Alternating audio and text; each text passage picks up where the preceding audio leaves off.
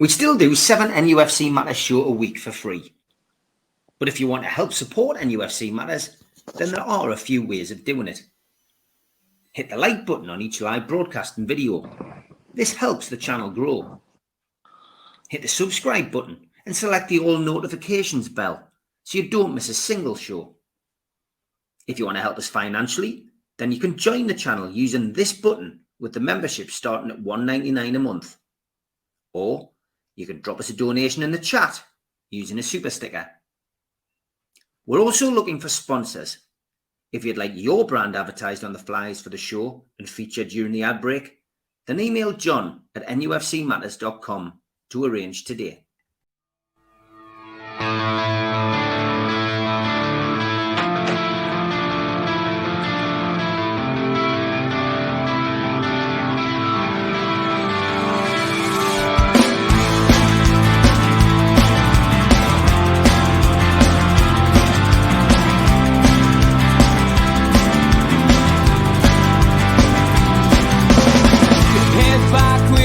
Attack. It feels like I've been talking to myself again, but it's the only way you're ever gonna learn. You look back and it's all in the past. I'm dwelling on the thoughts I cannot say to you. If I don't say the words, then maybe it's not true. Good evening, welcome along to NUFC Matters. It is a pre-recorded fans forum, and as always, joined by a panel of Newcastle United fans to chew the fat about recent events at NUFC. I'm joined by George, Darren, Barry, Spenny, Donald, and Kevin. And George, we are into the international break. It's time to do an assessment of where we're at and how you think the lads have played. And coming off the back of it, 3 straight defeats it's left us all on a bit of a downer, I think. Especially going to Brighton. I think we all thought we'd get at least something there, and coming away with a 3-1 defeat. Consolation goal, of course, by Callum Wilson. Wonderful hat trick by the young 18-year-old Ferguson, of course, who lots of people are talking about as the potentially the next Harry Kane and £100 million player if he can keep up that kind of performance. But in essence, George, a bad day at the office, or how are you feeling about it? Well, yes, a bad day at the office, but it's the defeat's one thing. It was the manner of the defeat that bothered me. It just was awful. No teamwork, no cohesion. All the things we've got used to being good in Heady House team were missing on Saturday. It was really, really poor.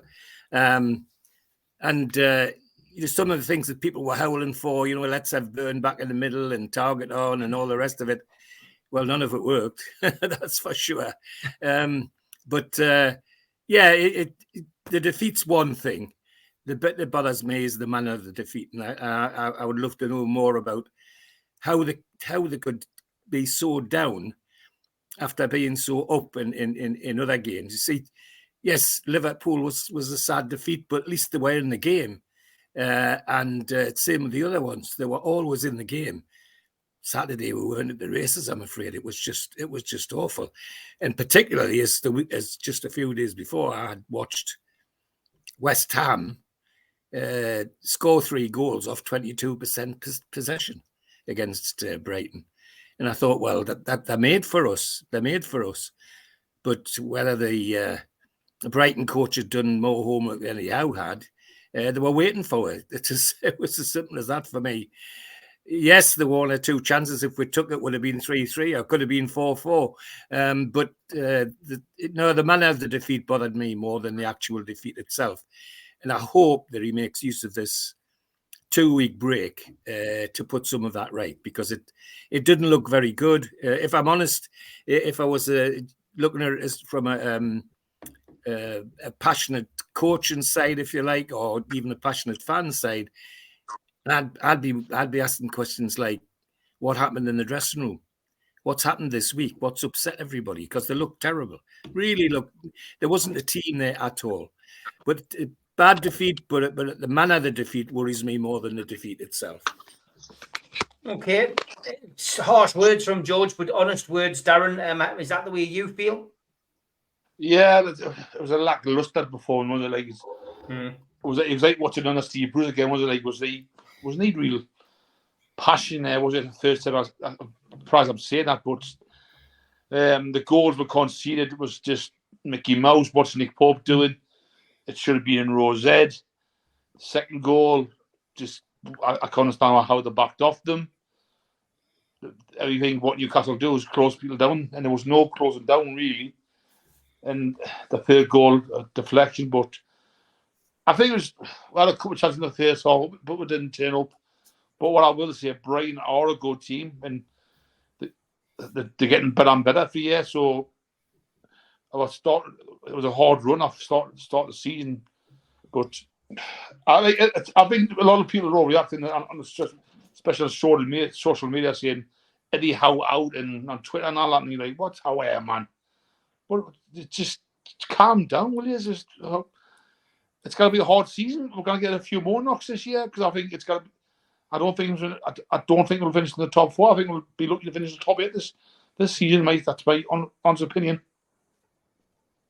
Yeah, okay. You don't see them finish in the top 8. That's interesting.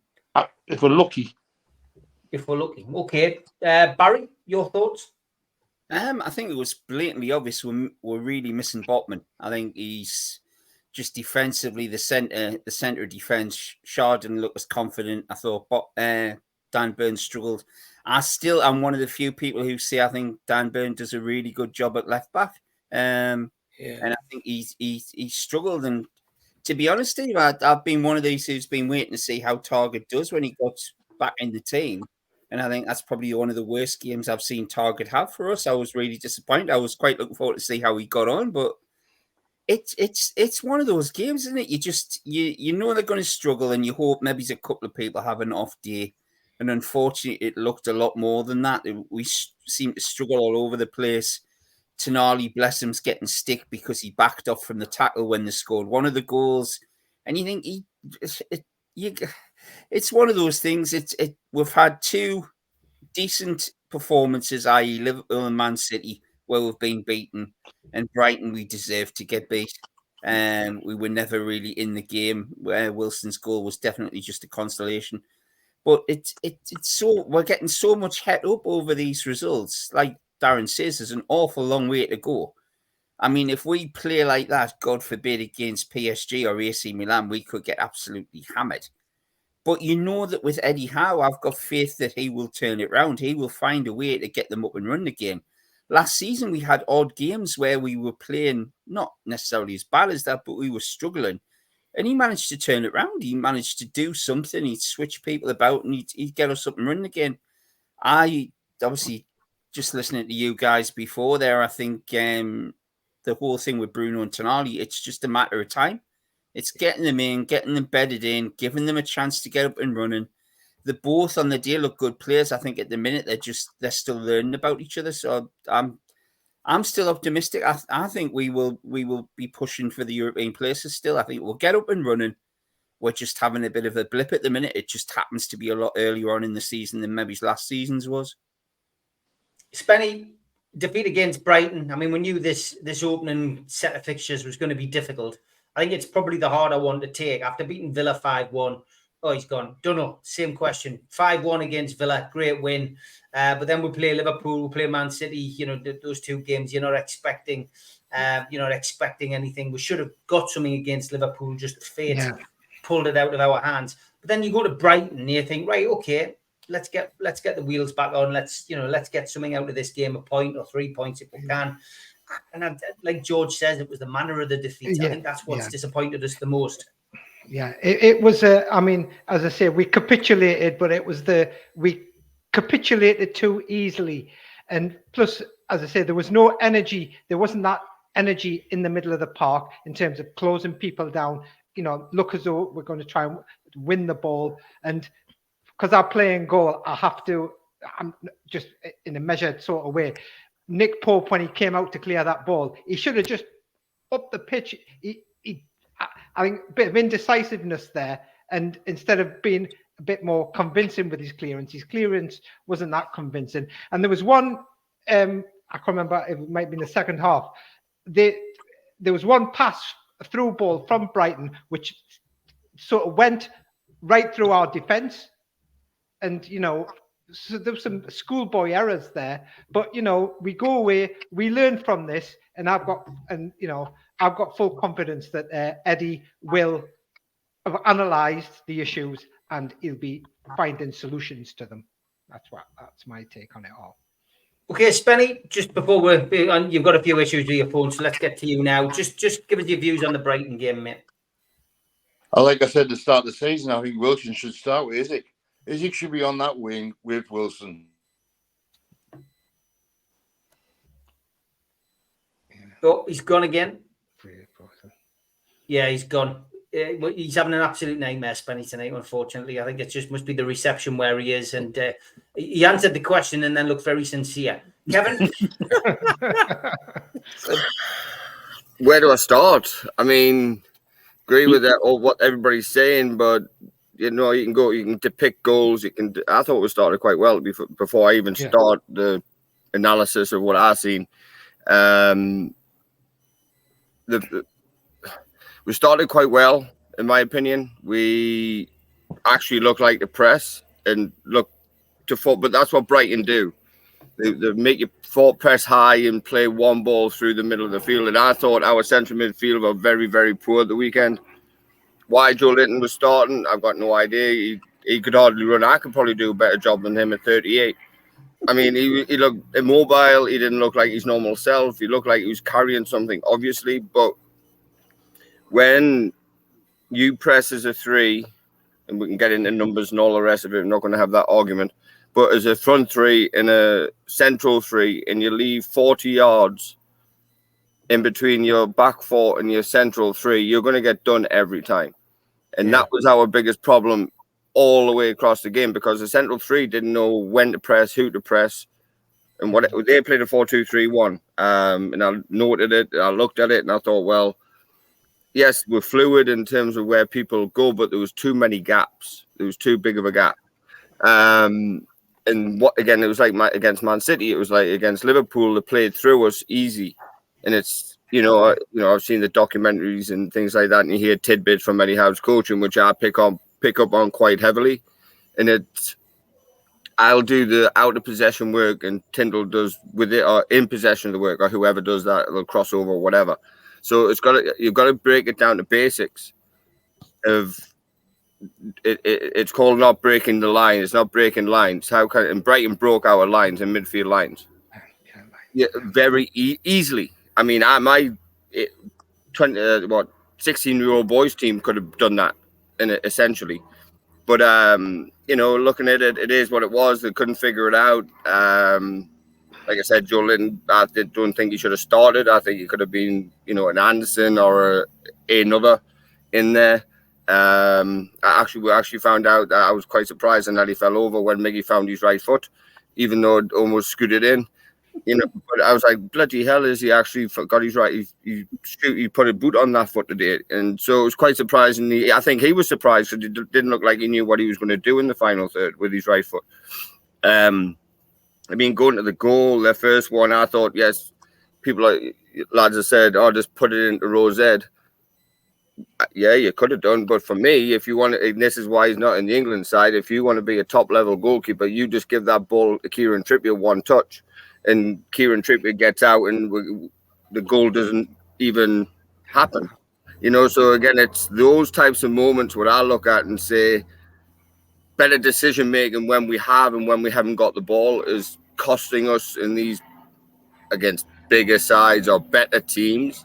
Because like the lesser of the Premier League, no disrespect to them, they're just going to sit and play low blocks, which is, that's what's going to happen. And we're going to probably struggle. But again, the intensity level from minute 1 was better. But again, I think if we got the first goal, that could have been, changes the games. But again, I thought Brighton were pretty much a joy to watch, to be fair. I thought they played good football, to be honest. And, to say what Ferguson's the new... the Alan Shearers of the world. He's only 18. Give him a chance. He's got a hat-trick against Newcastle. I could have scored that. George could have scored half of them ones what he had. Because he had half of Brighton to play in. and like I said, like I agree with Darren or whoever said it. The press and the laziness of our defending in and around the 18-yard box was disgraceful, to be honest. I mean, I was livid, and the word I used within the WhatsApp group what we have was inept across the whole park. And it just like we showed up to Brighton. It's the longest one of the year. We'll show up. We'll see what happens, and we'll see what we'll see what the result at the end of it is. We've got a 2-week break, but I think Eddie's got to get his dry erase markers out and get on that whiteboard and see what he can fix in a hurry. It's yes, we've got standards. Yes, we've got expectations. Yes, but ultimately. It's down to those 11 players to go and execute what he can do. He can only do so much. Everybody knows that. He can only do so much. It's up to the players when they cross that white line. But I think he got his starting 11 a little bit wrong. I agree with Barry. I thought Matt Target looked lost. I thought Dan Burn looked lost because he didn't know whether to go outside or stay where he was. So we just got picked apart by one pass. Out from there. When we pressed, like I said, it was just one pass through the centre of the park, and they just exposed us. Yeah, good, yeah. Yeah, okay, good analysis from everybody. We all are disappointed. I think we'll try on this platform, but keep a little bit of a bit of realism, a bit of sense about the show as well. And I mean, I think looking at the social media posts over the course of the last few days. Darren pointed it out before, people calling for Househead, people saying that Sean Longstaff should be back in the team now. Tonali shouldn't be starting. You can't play Tonali and Bruno together. Give Wilson a chance instead of Isak. He's doing nothing. Barnes should be playing instead of Anthony Gordon. Matt Target shouldn't be anywhere near the team. Paul Dummett should be playing centre half, not Dan Burn. I mean, I could reel them off, George. There's so many experts who sit on social media, and it is about opinions, George. I'm not having a go at people because everybody's got an opinion. Everybody wants to stick it out there after the match. I've even seen people suggesting that Dubravka comes in instead of Pope, and that Peter Schmeichel's son is signed up immediately and given a run in the team. I mean, the list is endless. But I mean, I think the effort was what we've already touched on with you. We were disappointed with the effort, and I was disappointed with the effort as well. Brighton are a good team. They've lost a couple of players that just seem to pull them out of the long grass at Brighton, and they pulled another one out there in young Ferguson. I do think there are issues, and one of the questions that was asked on the professionals the other night, George, was did we strengthen in the right areas with regards to this team in this summer? People suggesting, that we should have signed a centre half. I mean, if I remember rightly, Barry who was basically totting up all of the signings for us, all the people who were linked with all the way through. Barry, I think you were constantly saying we do need a centre half, and I think we've already seen, George, this weekend. Botman's out. We've had to force Burn, who Eddie Howe calls a left back now, not a centre half. We've had to force him into the middle with Shaw.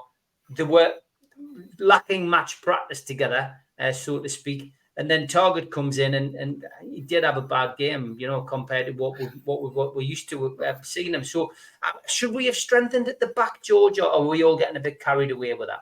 I think everybody's getting carried away, to be perfectly honest. Mm-hmm.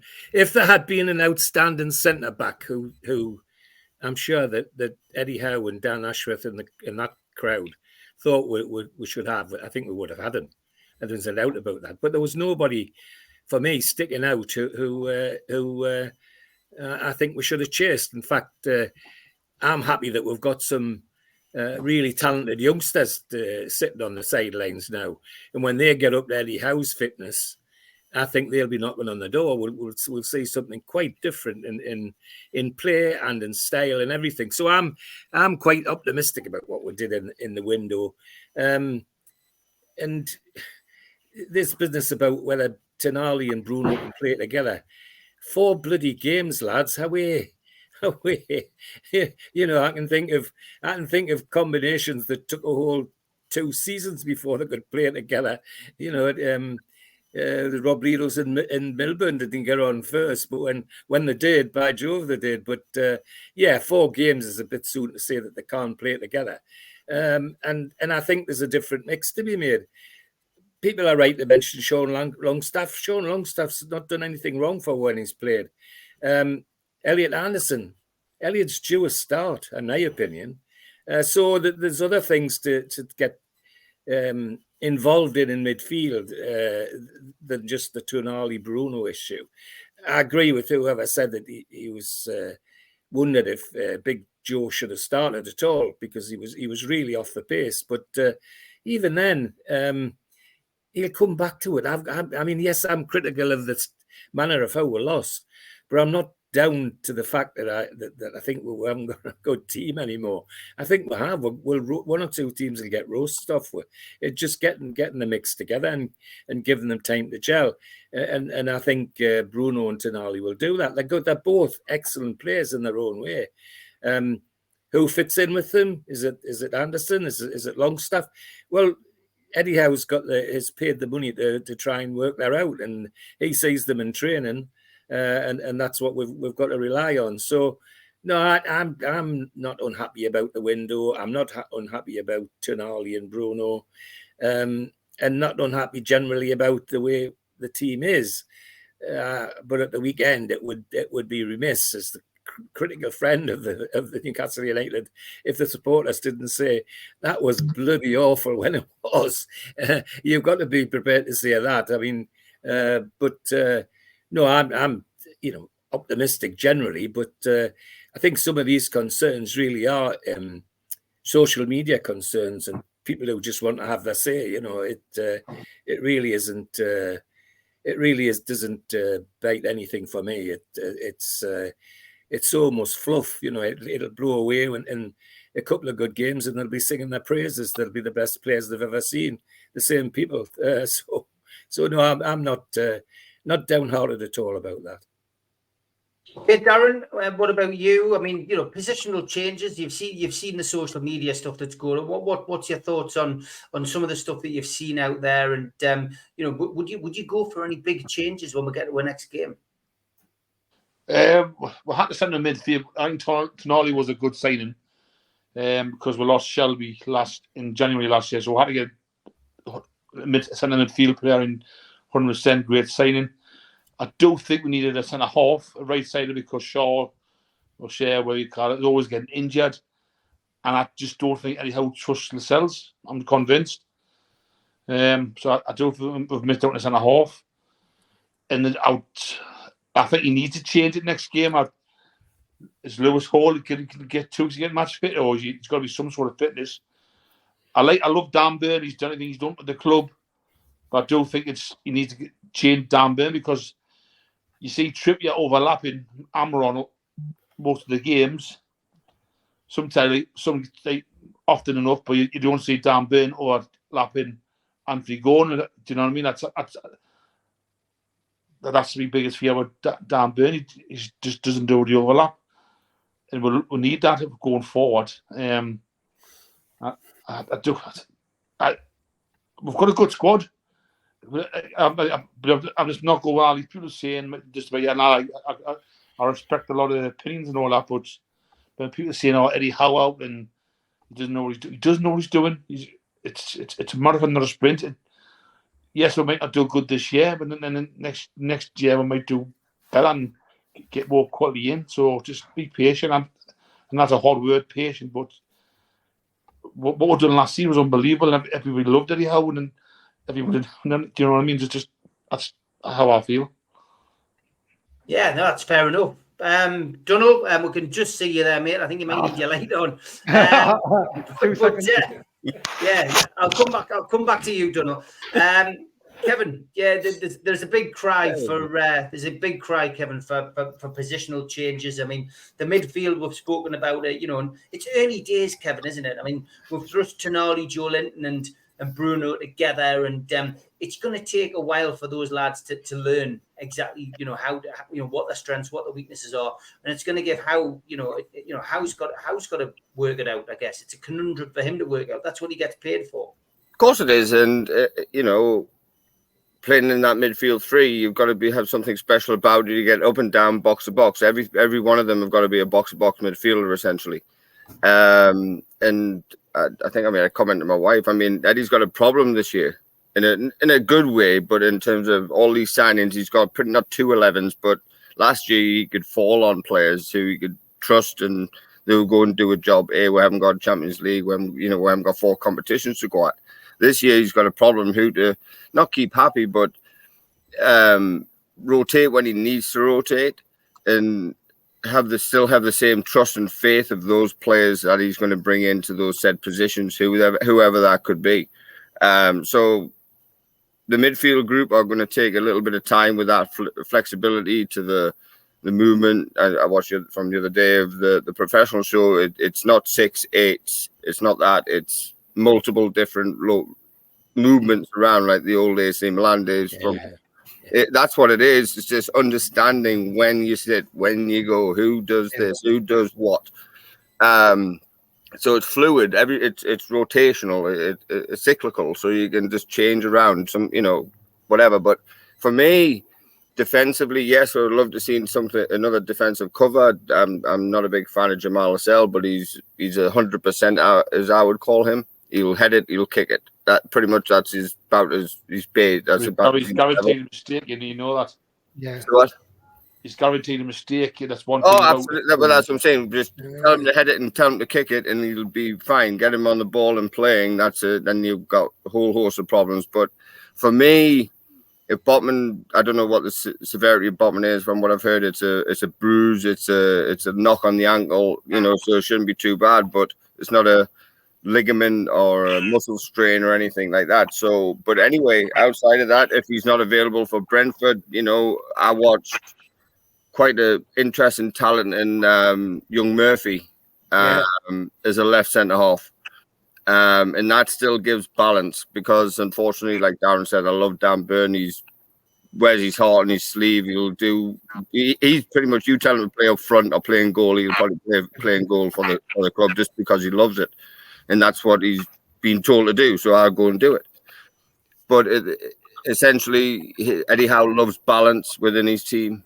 Ball playing centre halves, and even put Lewis Hall there, having not an inexperienced left-sided 2, but you can still they still know how to play football.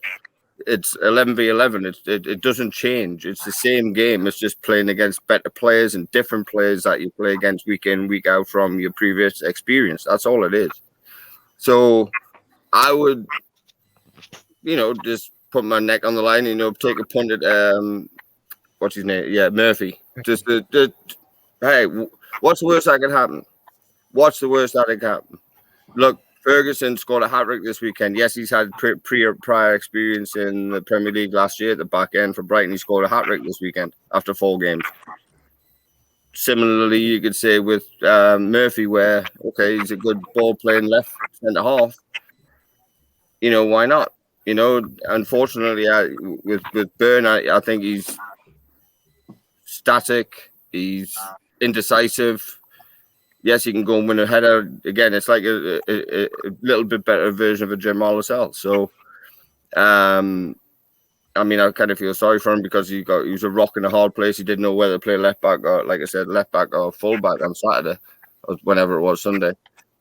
So, yeah, I don't see why you're bringing all these young players in not to play them. Are you going to just keep them on the bench to keep the bench warm, to keep other first-team pros happy, or are you actually going to throw them into the deep end and see if they sink or swim? Unfortunately, that's what professional football is all about, and that, in my opinion. So I would just have a little look at Murphy and see. I like the look of Lewis Hall in terms of the left back, and just see what that left side, unless Sven Botman is available. Then, if anything, I would put Lewis Hall left back because I think he would do a better job than most who's been playing there recently.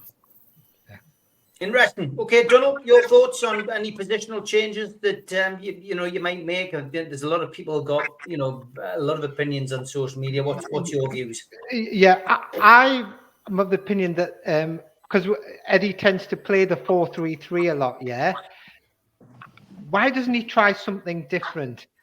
For example, try a 4-2-3-1, because I think in opposition managers' minds, they're always thinking, all right, this is how they're going to set up. We know how we're going to deal with this. You've got obviously two midfielders there in Tonali and Bruno who can, one can sit, one can go forward.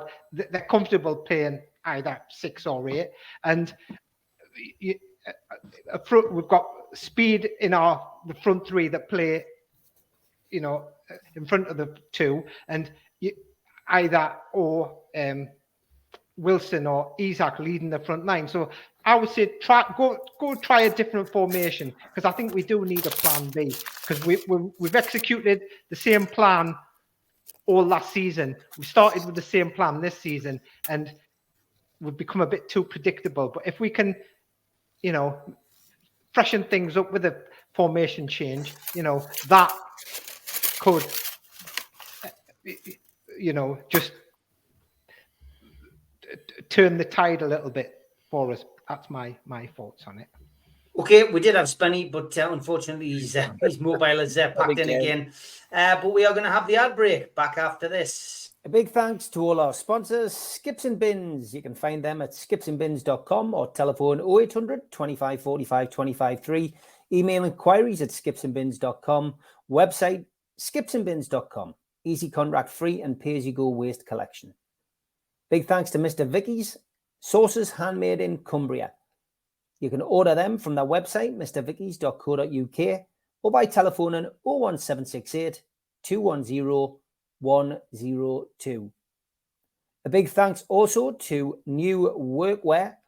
You can find them at newworkwear.com. They're an agile and dedicated workwear provider. Welcome back as well to United Travel. They are a UK coaches firm, and they are based in the Northeast. They've got 2024 tours, and you can contact them on 01670 632 460 or mobile 0791 666 4174.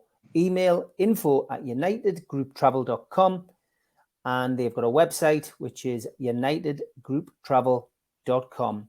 There's no strangers on their tours, just people you haven't met yet. Big thanks to them for their sponsorship. Big thanks as well to Media Arts, and they supply all the video technology. If you want to become a member and get a cup, a pen, a membership card, and a scarf, then get your smartphone and put it over this QR code. It will take you straight to the membership pack. It's a £25 one-off fee. You can also go to NUFC Matters website and search membership pack to book today. If you want to help the channel, then subscribe to it by hitting the subscribe button.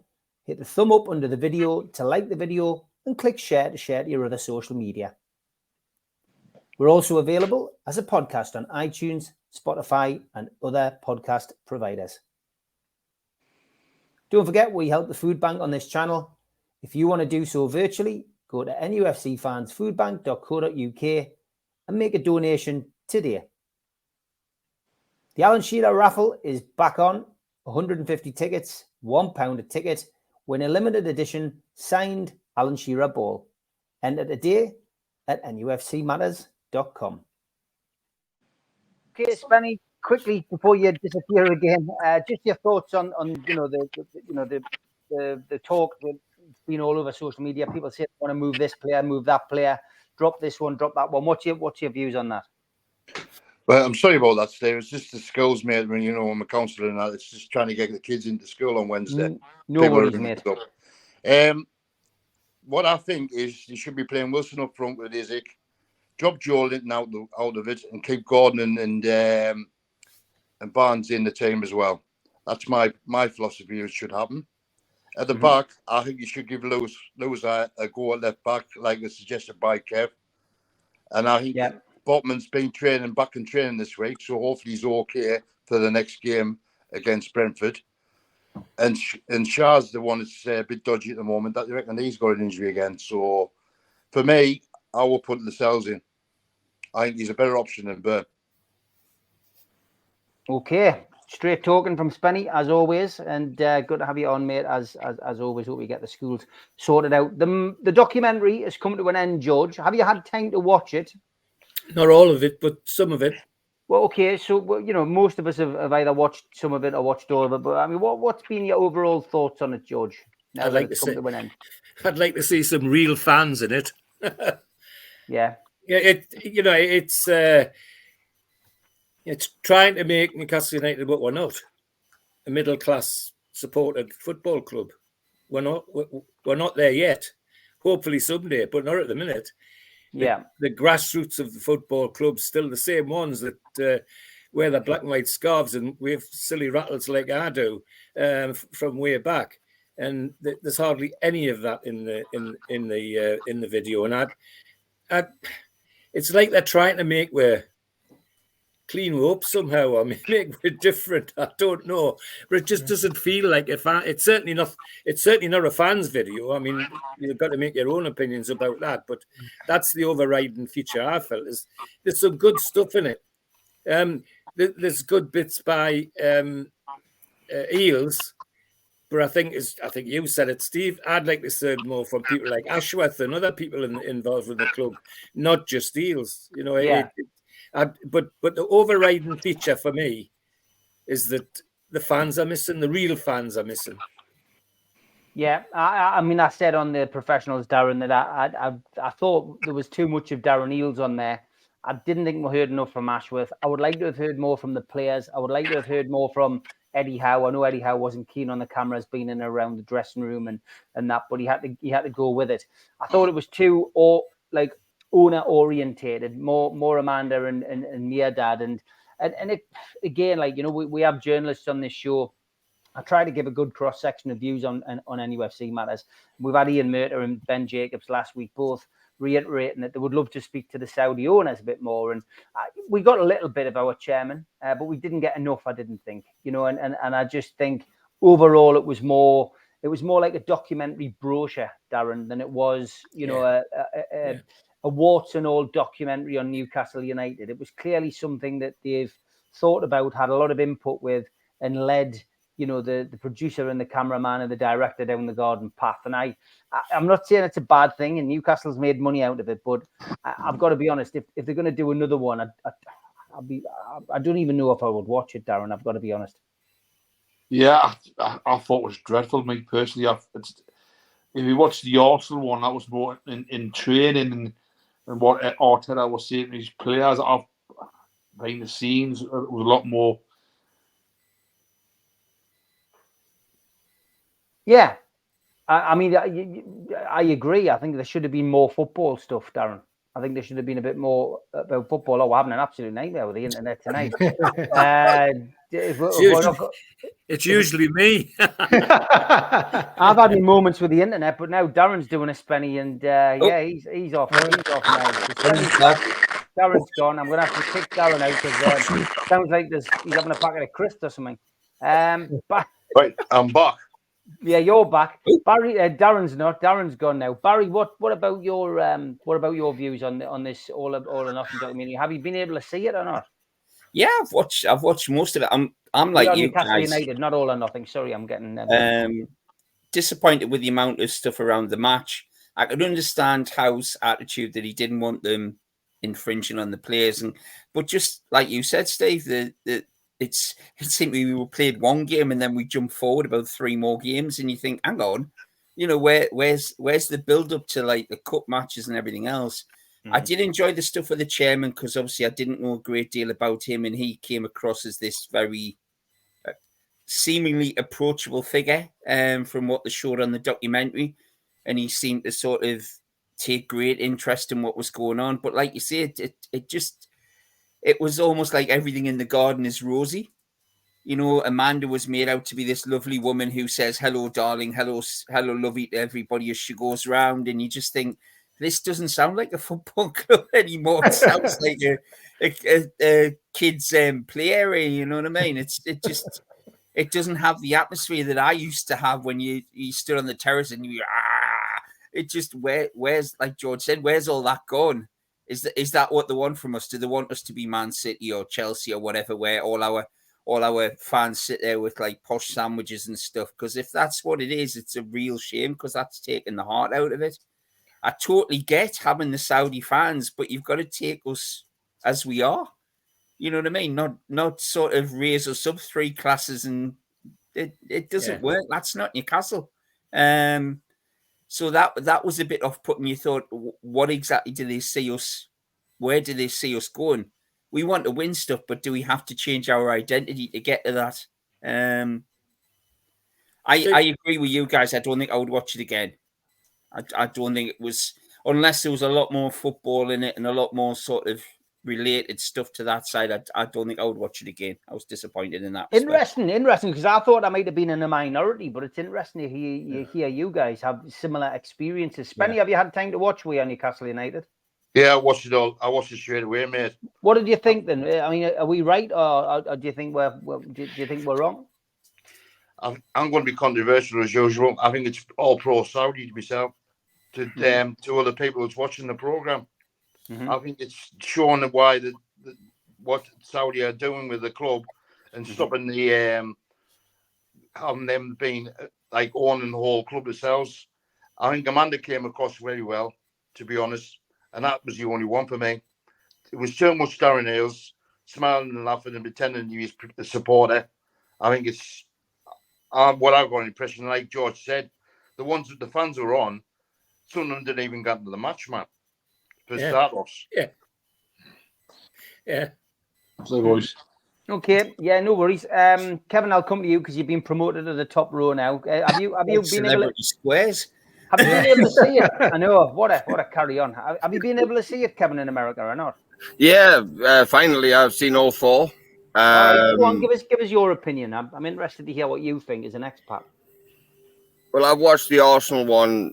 And I watched the Man City one, which were really, really well done. They were all or nothing, weren't they? This is the difference. Yeah, it's the same thing. But this wasn't an all or nothing documentary. So not really, but that's different. Like We Are Newcastle United. Okay, well, We Are Newcastle United. Well, was Newcastle United really on full display? No. I was more expecting the football side of it. Yes, go into the boardroom. Yes, have a little insight of how certain deals get done with Adidas. Yes, absolutely. Yeah, that's the other part of the football side that we all want to have a look in not in depth look at, but that's what we got. As a coach, I want to like when I watch Pep and Mikel Arteta, even though I'm not a big fan of Arteta, but at least you get the passion of per game, or like Barry said in the semi-final against Southampton away from home. What does he say to the players to get them to get into that of a mindset to get them through over the line? That's what I was looking forward to. That's what I was hoping to see. I mean, when I went to the training experience thing here in Atlanta, there was cameras everywhere, and it was more fan engagement ideas. It was more other things but the football. Yeah. It was disappointing. Look, I watched it. I enjoyed it. I mean, my wife cried multiple times because she's brand new into the club, so just give her that little bit of leeway. She's only been married to me for almost a year and a half to almost 2 years. So just give her that. But at the same time, and I was saying, well, yeah, but can we not see this? Can we not see that? And I mean, I got goosebumps in certain points throughout the thing. But at the same time, it was a lot of it was, oh, there's a camera there. Let's do this. Oh, let's do that. I mean, look, it's fine. But if you've had a season of a documentary crew around you, you should just be numb to that effect and just be. It wasn't natural for some of it. Some of it was. Some, like I agree with Spenny, Amanda came out for me.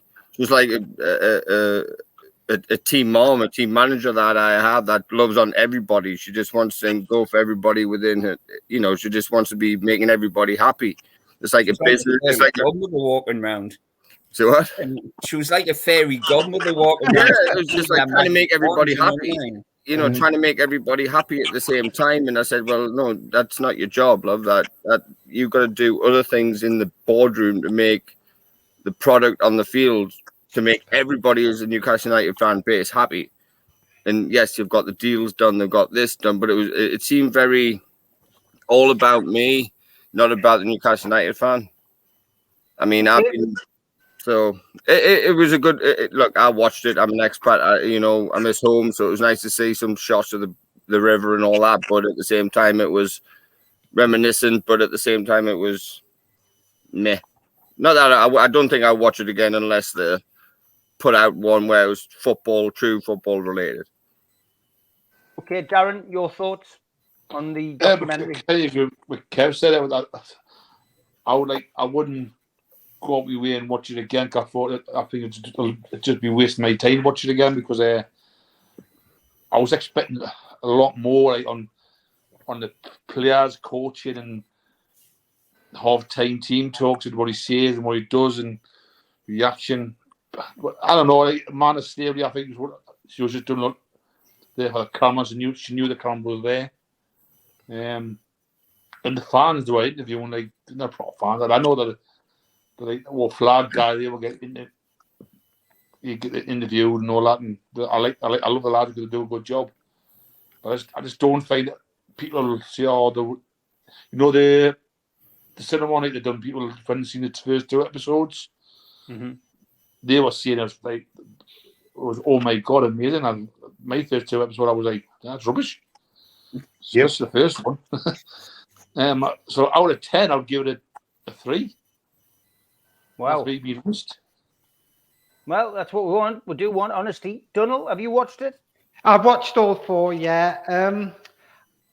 It left me a bit flat in the sense that, yeah, it says we are Newcastle United, but Newcastle is not just about the people in the boardroom. Needed a few more fans on there, in my opinion. Somebody who's seen it all, seen the highs, seen the lows. And I was going to say it should have had a bit of a section on, how Newcastle, what the sort of things they do in the community as well. Yeah. It should have looked at the club as a whole, because it was too corporate-y. It was more like a corporate commercial rather than, showing our football club in its entirety. As Steve said, a bit more like a brochure. You're saying about the reason I say about more fans, I happen to know there's myself and at least 4 others that I know who did a lot of filming with them. Yeah. Not 1 minute of that's got into it. Yeah. I mean, they're filming me in the Strawberry for nearly an hour and a half. Yeah, I thought, where were you? I thought, where's George? Just me. Yeah. Where's George? I couldn't care less that I'm not there, but I would have liked to have seen other people in there. I was interviewed for 10 minutes, George. I was interviewed for 10 minutes outside the hot dog stand, the Keegan hot dog stand. Well, as I say, I had over an hour in the Strawberry, and was it Holly, the lassie, Steve? Yeah. She was interviewed as well. Nothing of her at all, and a couple of others. So I'm not saying that's who should have been on, but what I am saying is there just wasn't enough of fans on, or what I would call real fans. That's the distance. I agree. I mean, I said that on the professionals. I just think that the questions that they asked them, they weren't groundbreaking. I just think it could have been better. I wouldn't say it's, I think 3 out of 10 is harsh. I would have said it's a 5 out of 10. I wouldn't rush to watch it again. I think Steve, you hit the nail on the head when he said it was more like a corporate brochure than it was a football thing. It's a promo video. It wasn't. I was shocked how where it started from too. It started like in December, really. Do you know what I mean? Instead of start the season. Yeah. Well, by episode 1, we're in the nearly in the Carabao Cup final. I mean, it was. We are the joys. 1,000% better. We are the joys. We are the Geordies is excellent. Go and get that. Go and watch that on Amazon. It's a great documentary. And George made the cut on that one. 10 minutes to go. Let's talk Champions League, George. The group F is the group of death, but it's a great group, isn't it, George? I mean, look, PSG, Dortmund, and AC Milan for Newcastle United fans. That is a dream come true. How excited are you for those pictures, George? Absolutely. And my view of it is that if you're going to get anywhere in it, sooner or later you're going to have to play those teams. So let's get them out of the way straight away. There's none of those teams going to welcome coming to St James's Park on a Tuesday, Wednesday, or a Thursday night, especially when the weather's poorly, and hear us all brain down on them. They'll not enjoy that 1 minute, and that's where we have a chance to go through to the next stage. And I couldn't be more excited. I mean, goodness gracious, all the years I've supported the club, I can't remember being looking forward to something as much as I am with this. I mean, this could make the Fairs Cup and all that sort of thing small beer if we do it right. But none of those teams will enjoy coming to St James's Park. And by the same token, it gives Eddie Howe the chance to test his coaching skills against the very best, and our players to test themselves against the very best. So and for the fans to see the very best. So it all adds up to a huge opportunity for everybody associated with Newcastle, including the fans. Yeah. Barry, excited? Yeah, I think obviously we've gone on for so long that the greatest European night in the games that I've seen is obviously the Barcelona game, the Tino Asprilla. Just can't imagine PSG turning up at St James's. The potential of their side with Mbappe and us going toe to toe, hopefully will give them a good shout and just getting stuck into them. I agree that obviously the AC Milan side didn't exactly rip up houses last season. Dortmund are a reasonable team, but they're not the best team in Germany. I think we could give it a damn good shot. I think it's only PSG I would be concerned about. And I think if we play as well as we did against City, City would turn over PSG. So why not go for it? I think the fans deserve it, Steve. After last season, it was an amazing ride last season. This is the reward. Whatever happens, this is the reward to see European football again. I can't believe it's 20 odd years since we last had it. Because at one stage with the Keegan era, it felt like we were in Europe nearly every other season. And it's been so long. I think that, especially the young fans who haven't had it, I think no matter what happens, I just hope they don't ever go at the team. Just enjoy the matches and enjoy the experience out of it. Because not every team gets a chance to do it. Yeah. Kevin, it's exciting, isn't it?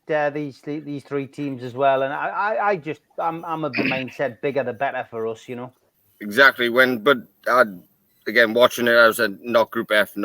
But when, the dust settles and then you see the caliber of teams and the history behind it. I mean, I've been to Alkmaar, I've been to Feyenoord when we won 3-2 in the last minute with all of it. I've had that experience as a young kid, 17, but now looking at it, not as a free hit, but at the same time, we're going to put ourselves against the best of European football.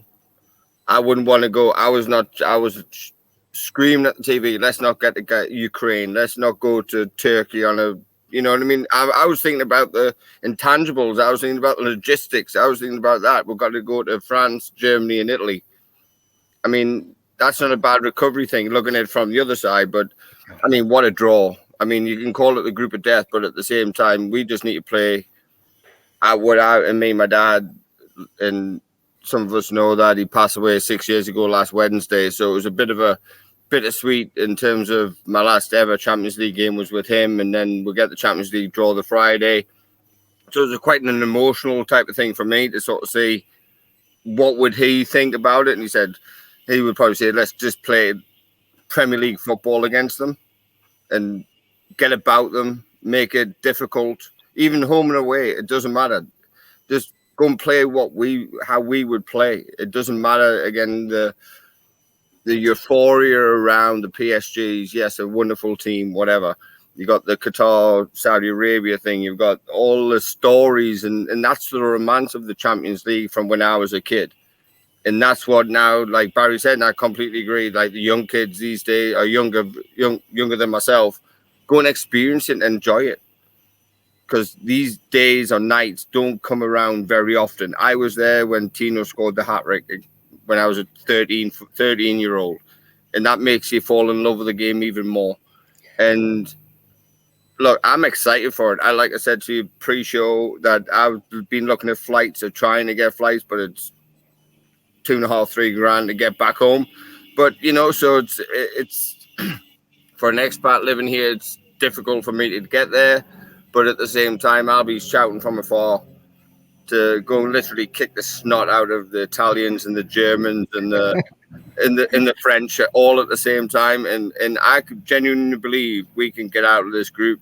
Yeah. Look, I'll take third now, just as a sidebar, but I'll take third and get into the Europa League. But I think we can get out the group.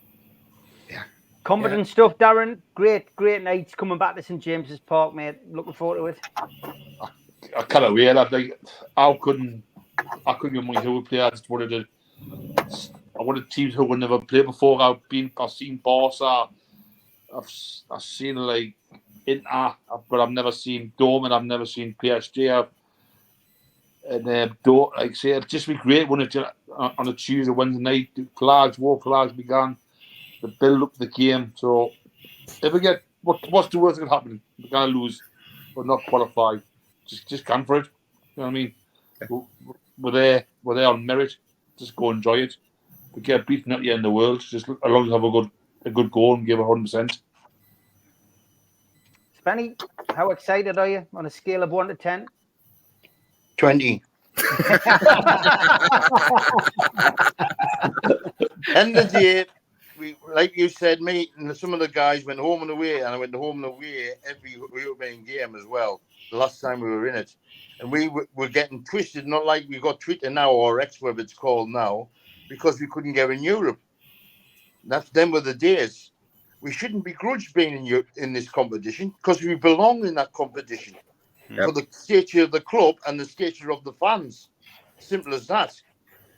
I'm looking forward to seeing the away fans come, embracing Newcastle as a city, and what to bring with themselves with flags and music and whatever it is. That's what a home games is all about. Yeah. Being with your mates and seeing other people and talking about what they think about football and what they're there. And I'm totally looking forward to it, to be honest. This time I'm not going away, unfortunately, because of work. But I look forward to seeing all the young ones and that going over there and enjoying themselves. And remember, you're representing Newcastle United when you're over there. Yeah, and enjoy it.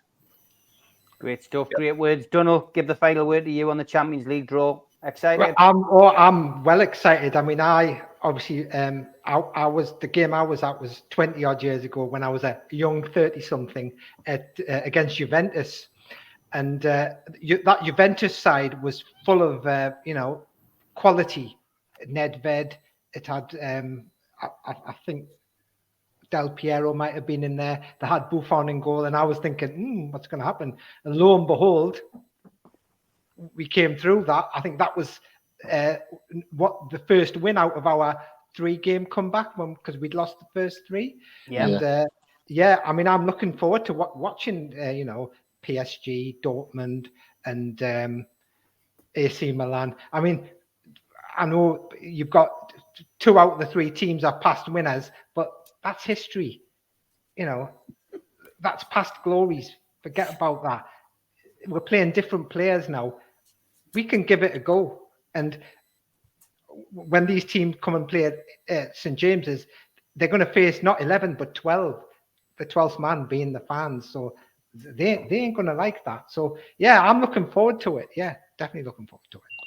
Great stuff. As always, that is the end of the show. We will be back on Wednesday night. It'll be live with Geordie's here, Geordie's there. But for now, thanks to Donald, thanks to Spenny Mag, to Darren, to Kevin, to Barry, to Ward, George, and to you watching at home. Take care. Good night. Good to see you, lads. Good night. Good night.